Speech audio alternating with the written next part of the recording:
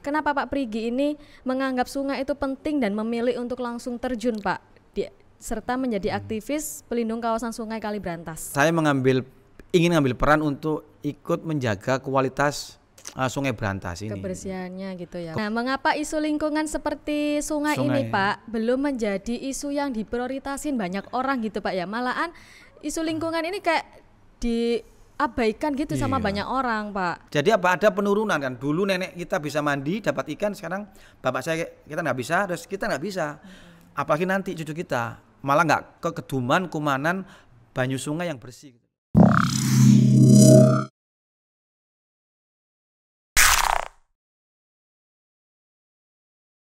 Halo Ekotoners, apa kabar sungaimu hari ini? Kembali lagi bersama aku Salwa Yasmin, dan kali ini aku bersama narasumber hebat kita yang mungkin akan menginspirasi kita semua. Bisa diperkenalkan Bapak? Nama saya Prigi, kebetulan saya pendiri Ekoton ya, atau Lembaga Kajian Ekologi dan Konservasi Lahan Basah. Siap. Ya, terima kasih diundang di sini, bisa berbagi ya, dan juga bisa berdiskusi ya. Iya, betul sekali Bapak. Jadi Bapak Prigi ini adalah selaku founder dari Yayasan Ekoton nih Pak ya, dan juga seorang aktivis maupun saintis di pelindung Sungai Kalibrantas. Betul sekali. Nah, kali ini Pak kita mau ngomongin mengenai tanggapan Bapak. Kenapa Pak Prigi ini menganggap sungai itu penting dan memilih untuk langsung terjun Pak, serta menjadi aktivis pelindung kawasan Sungai Kalibrantas? Oke, Salwa rumahnya di mana? Kebetulan aku rumahnya di Sidoarjo. Hari ini sudah mandi ya? Sudah. Sudah mandi. Mandinya itu pakai air berantas. Karena sebagian besar orang di Surabaya, Gresik, Sidoarjo itu menggunakan air berantas menjadi bahan baku PDAM-nya. Jadi PDAM itu kan untuk mandi tadi pagi, untuk minum, untuk cuci. Jadi air di berantas itu penting untuk orang ada di Surabaya, Sidoarjo dan Gresik. Meskipun kayak PDAM gitu ikut ini Pak, saluran dari Kalibrantas juga. Iya, bahan bakunya memang dari berantas. Kalau kita tahu Jawa Timur ini besar, Jawa Timur ini hebat, kita punya Mojopahit dulu ya. Itu karena mereka bagus dalam manajemen berantas. Jadi sumber airnya itu dari berantas. Jadi peradaban kita itu dari berantas. Penting. Jadi maka kemudian saya ingin ngambil peran untuk ikut menjaga kualitas Sungai Brantas ini. Kebersihannya gitu ya. Kebersihannya, kualitas. Jadi ada 3 K ya, kuantitas, kualitas, dan kontinuitas. Kontinu itu keberlanjutan. Jadi sungainya supaya terus mengalir, kontinu, terus kualitasnya bagus supaya dia layak dijadikan bahan baku air minum, dan ketiga itu adalah kuantitas, jumlahnya. Jadi supaya musim hujan itu dia tidak banjir, atau pada musim kemarau dia masih ada gitu loh. Jadi ini harus dijaga. Kontinuitas, kualitas, dan kuantitas. Gitu Wah. Oke Pak. Iya. Nah, mengapa isu lingkungan seperti sungai ini Pak belum menjadi isu yang diprioritasin banyak orang gitu Pak ya? Malahan isu lingkungan ini kayak diabaikan gitu sama banyak orang Pak.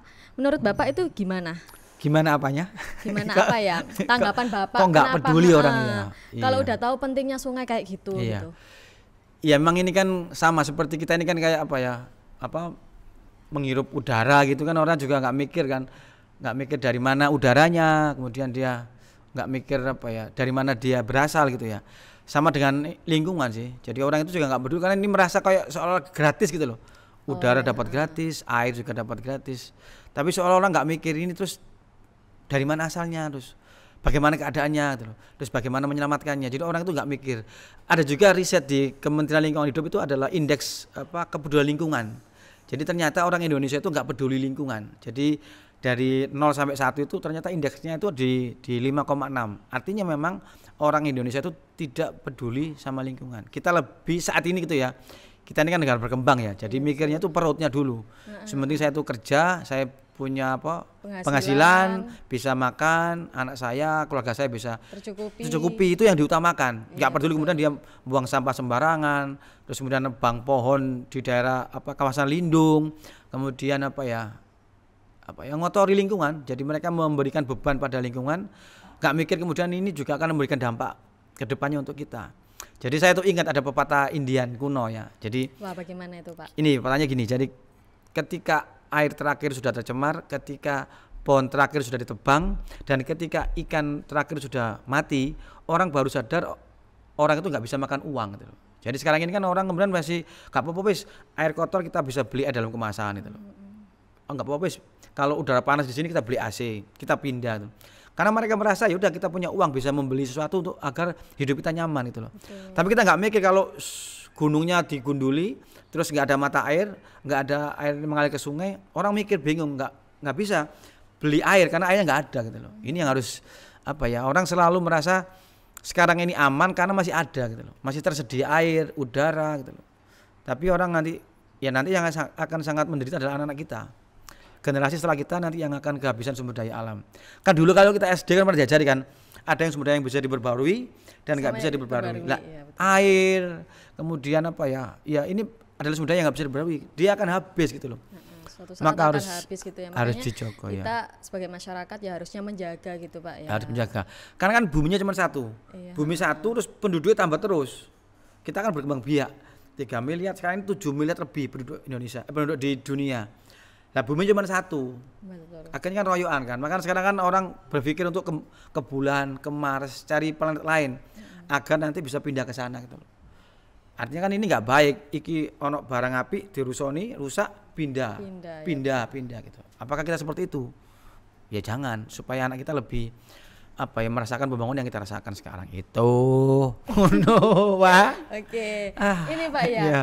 Aku dengar-dengar Iya, iya. Bapak pernah dengan gabungan Universitas Muhammadiyah Sidoarjo, Iya. Universitas Trunojoyo sama 17 Agustus Surabaya melakukan aksi. Iya. Di mana aksi ini memang ditujukan untuk Gubernur Surabaya. Gubernur Jawa Timur. Oh, Gubernur Jawa Iya, iya, iya. Timur untuk Yang rumahnya kantornya di Surabaya. Iya, kantornya di Surabaya. Untuk mengangkat isu tentang lingkungan ini, Betul, juga betul. masalah sungai gitu Pak ya.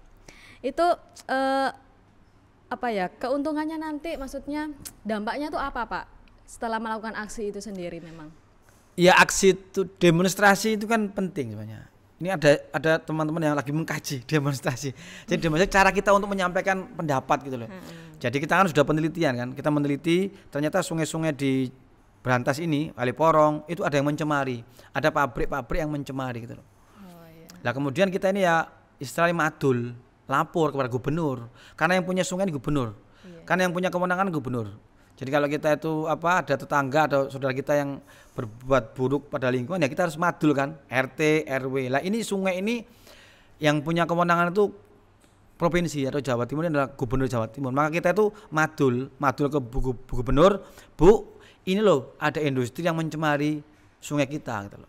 Kita madul kemarin kan, kita ngambil data, kita motret, terus kita ke sana. Harapannya ya supaya gubernurnya Tahu gitu Pak. tahu dan nyeneni. Ini kan anak-anaknya kasih peringatan dan buktinya memang iya. Setelah kita demo kemarin itu ternyata ada dipanggil beberapa perusahaan. Terus juga tadi saya juga dapat info orang-orang di provinsi dinas lingkungan itu patroli sekarang, patroli mengecek, memverifikasi laporan yang kita berikan. Apakah benar pabrik ini mencemari? Pabrik Mekabuk Internasional, Mega Surya Eratama, terus Miwon, banyak pabrik yang kita teliti kemarin itu sekarang lagi diverifikasi gitu. Begitu, jadi supaya apa ya, menjamin lah, negara ini menjamin agar sungai itu tidak dibuangi limbah atau tidak dicemari oleh industri gitu. Begitu. Keren ya Pak berarti aksinya itu Pak. Iya dong, masuk nggak keren. Terus bagaimana ke depannya Pak, harapan Bapak sendiri tentang lingkungan, terutama sungai sendiri, dan upaya apa saja ke depannya yang ingin Bapak lakukan gitu Pak? Iya. Jadi kalau kita ini apa ya, bicara tentang penyelamatan sungai gitu ya, jadi kita nggak bisa sendiri, jadi butuh semua orang harus terlibat, jadi terutama anak-anak muda. Jadi anak-anak muda sekarang ini ya harus bergerak, harus do something, melakukan sesuatu untuk menjaga lingkungan agar apa, ke depan itu nggak semakin rusak lingkungannya. Jadi harapannya anak muda harus bangkit. Jadi dulu kan kita pernah dengar cerita ya, nenek moyang kita, nenek kita lah, biyen niku aku tahu nang kali iki, biyen kali ini bersih, akeh iwake. Terus bapak kita bilang, aku gak apa istilahnya, gak menangi, ya, tidak sempat merasakan itu gitu loh. Jadi apa, ada penurunan kan. Dulu nenek kita bisa mandi dapat ikan, sekarang bapak kita nggak bisa, terus kita nggak bisa. Apalagi nanti cucu kita malah nggak kekeduman, kumanan banyu sungai yang bersih gitu loh. Nggak bisa renang-renang. Nggak gitu bisa mandi di sungai, orang harus ke kolam renang, orang harus bayar gitu loh. Padahal seharusnya dapat apa ya, lingkungan yang harusnya gratis, anak kita harus bayar untuk dapatan itu. Ada kan gambar orang pakai apa oksigen terus biaya bayar kan itu. Padahal sekarang kan kita bebas menghirup oksigen. Nah, ke depan kalau kita nggak menjaga udara, nggak menjaga gunung, nggak menjaga sungai, kita akan bayar oksigen, bayar air bersih lebih mahal gitu loh. Maka ya sekarang kita harus istilahnya tuh kayak apa ya, orang yang cerewet gitu loh, ngasih tahu. Kayak tadi tuh kita demo kan ngasih tahu kan, cerewet kita ini kan. Meneng lah gak apa-apa sih, oleh apa sih rame-rame gitu. Ya emang sekarang gak ada efeknya rek, tapi nanti ke depan kalau iki dijarno kan ngelamak kan itu. Pabrik yang nakal buang limbah terus, kalau nggak diwadulkan atau dibilangi itu dilaporkan kan dia akan terus. Dia merasa kan sing ngamati, kan sing memperhatikan udah gua limbah sak karepe dhewe gitu lah. Dengan adanya kita, ya kami ini Ekoton itu punya logo kan, Eko itu ada burung, itu burung namanya gagang bayam. Itu di kawanan burung, di kawasan mangrove itu dia paling cerewet. Dia cerewet ngomong Ternyata dia tuh punya fungsi itu early warning. Jadi kayak wara-wara gitu loh, kalau ada simbol ya, kalau ada bahaya, ada pemangsa gitu dia akan cuet gitu. Jadi dia akan cerewet. Maka sama kami memposisikan diri Ekoton ini menjadi lembaga yang cerewet, lembaga yang terus memberikan pemberitahuan lah, mengumumkan gitu loh. Kita lagi tercemar mikroplastik, kita tercemar logam berat, udara kita kotor, kita kasih itu. Tapi kan nggak anggar ngomong kan, tapi ada bukti, ada scientific background gitu, berbasis pengetahuan. Iya, maka kita perlu saintis, teman-teman kampus dari Umsida, dari Trunojoyo, dari Untak untuk tadi meneliti dulu. Hasil penelitian itu kita share ke masyarakat melalui ini podcast, melalui YouTube, melalui media. Jadi supaya orang itu tahu. Jadi kita itu tugasnya memberitahu ya, supaya orang tahu. Karena sebenarnya kan prinsipnya tuh orang itu mau tergerak hatinya, berpartisipasi itu diawali dengan tahu dulu. Dia tahu, dia mikir, perasaannya tergugah, terus dia bergerak, melakukan gitu. Itu yang harapan kami dengan kita punya informasi ya. Itu orang jadi tahu, terus paham, terus dia bergerak untuk menyelamatkan gitu. Wah, siap, keren ya Pak ternyata. Oh. Selain permasalahan sungai Pak, iya. Aku pernah lihat di YouTube-nya Ekoton sendiri, itu kan Bapak melakukan ekspedisi Sungai Nusantara. Oh iya. Itu melakukan kegiatan apa Pak, bisa diceritain Pak? Iki digital saya kita enggak untuk episode selanjutnya. Enggak. Sekarang aja. Ya wes. Cuma ini aja spoiler. Oh, spoilernya nanti jangan lupa ikuti terus ya podcast biar ini. Dilihat sama orang-orang nanti. Keren. Kita tuh naik motor berdua sama teman saya namanya Amir itu. Jadi kita tuh keliling Indonesia dengan 2 motor, itu memakan waktu sekitar 11 bulan. Jadi kita meninggalkan rumah ini selama 11 bulan kita keliling. Kita itu punya 4 misi. 1 meneliti. Jadi kita tuh meneliti kondisi sungai. Kemudian kita tuh kedua itu adalah membangun komunitas. Jadi setiap kota yang kita datangi itu kita kumpul sama komunitas, lihat mahasiswa, kita mendorong mereka menjadi kelompok pemerhati sungai. Terus yang ketiga kita itu mendokumentasikan. Kita bikin film pendek gitu terkait dengan sungai. Terus yang keempat ini itu memberitakan gitu, mengabarkan. Jadi kita punya Jadi setiap kota itu kita demonstrasi, kita datangi kantor dinas lingkungan, kita datangi bupati untuk menceritakan apa yang terjadi di situ. Jadi kita punya banyak kenalan sih di setiap kota. Jadi punya banyak teman gitu. Ternyata ya sama kondisinya, sungainya tercemar. Jadi di mana-mana di Indonesia ini sungai itu selalu saja kayak diabaikan gitu ya. Jadi dia itu punya banyak manfaat untuk industri, untuk PDAM, air minum, untuk perkebunan, untuk sawah, tapi di lain sisi orang itu mengotori, buang limbah, buang sampah. Jadi kasihan sungainya. Jadi dia itu penting tapi diabaikan. Ini yang terjadi sekarang. Maka kita tadi keliling sungai dari Jawa, terus Sumatera, terus Kalimantan, Sulawesi, terus ke Papua, terus NTT, NTB, sampai di Bali, terus kembali ke Jawa. Jadi sangat menyenangkan dan kita kaya. Jadi Anda tahu berapa jumlah sungai di Indonesia? Jumlahnya ada 4.200 sungai, 4.000. Banyak ya Pak. Dan 98% itu tercemar.